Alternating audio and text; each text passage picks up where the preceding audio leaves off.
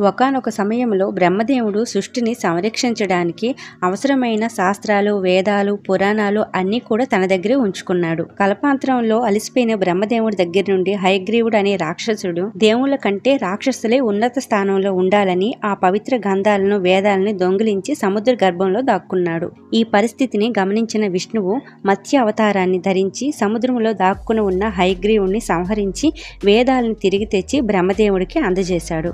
అయితే కల్పాంతరంలో సృష్టి నాశనం అవుతుందని, సృష్టిని పునఃసృష్టి చేయాలని విష్ణువు ఆలోచన చేస్తాడు. సరిగ్గా అదే సమయానికి సత్యవతుడు అనే రాజు నదిలో సంధ్యావందనం చేస్తున్న సమయంలో ఒక చిన్న చేప అతని చేతిలో పడింది. ఆ చేప మాట్లాడుతూ, "నన్ను కాపాడండి మహారాజా, ఇక్కడున్న పెద్ద చేపలు నన్ను తినాలని చూస్తున్నా" అని వేడుకుంది. ఆశ్చర్యపోయిన రాజు దాన్ని ఒక చిన్న గిన్నెలో పెట్టాడు. కానీ అది కొద్ది క్షణాల్లోనే అది పెద్దగా మారిపోయింది. తరువాత అతను దాన్ని ఒక పెద్ద తొట్టిలో వేశాడు. అయినా అది ఇంకా పెరుగుతూనే ఉంది. చివరికి రాజు దీన్ని సముద్రంలో వదిలేయాలని నిర్ణయించుకుంటాడు. సముద్రంలో వదిలేస్తాడు.